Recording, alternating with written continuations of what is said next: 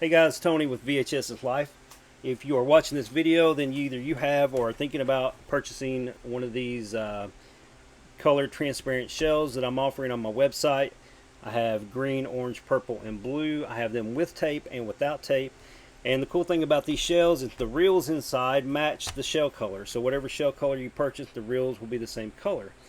Now, if you're getting these without the tape, then most likely you're going to be doing some customizing, some arts and crafts, which is exactly why I had them manufactured without tape, was so that I could bring them to you at a little bit cheaper price than the ones with tape. My plan was to sell these for $12.50 each. The ones with tape are $15 each. And then I got them in and I started trying to take them apart and realized that even though they're the exact same design that we've always had, 5 screws in the back, and the components are the same inside, the manufacturing process for these is automated. And I don't know if it's the material they're using. I don't know if it's the automation process and the fact that machines are putting these together. But these shells are harder to get apart than, say, an old 30-year-old VHS tape. Because of that, I have lowered the retail price to $10 each on these, simply because I know it's going to be a little bit more of a pain for you guys to take them apart. You're going to have to be a little more delicate, take a few extra minutes to get them apart, and in the end, hopefully you'll be able to do that, do your project with them, put them back together, and have no issue. But I wanted to show you how I have been taking these apart. And again, the main thing to remember that is these 5 screw holes are where where it's tight. So the ones in the corners aren't as bad. They pop apart pretty easily. The one in the center is where you're going to have the most trouble. And in the end, this little center post inside, if it does break in half, it doesn't affect anything. When you put it back together, the screw goes all the way through and screws into this top part of the lid, and it will tighten back down. But in effort to avoid that, I wanted to show you how I do it. And the way I do it is I use this little flat bar, this little metal flat bar.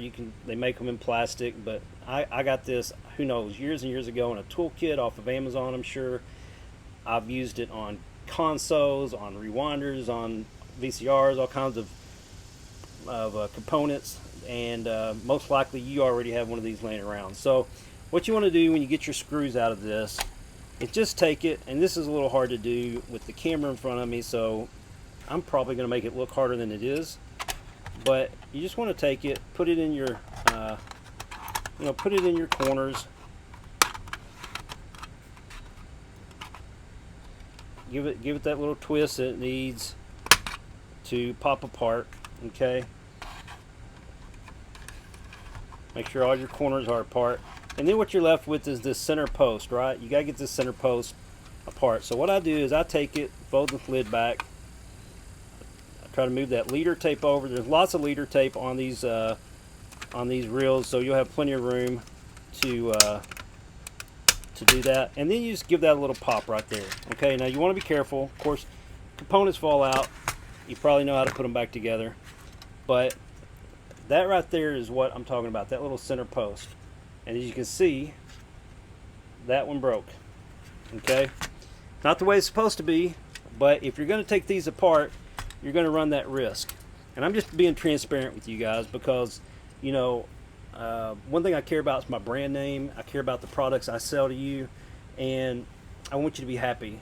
But in the same hand, I don't want to sell hundreds of these and have people complaining and returning because when they try to take them apart, they aren't very delicate and don't take their time. Now, I know that looks like that's a big deal, but it's not, because when you put that screw back in there, it's actually going to screw up into this part right here. Sorry, I'm trying to do this on the side of the camera.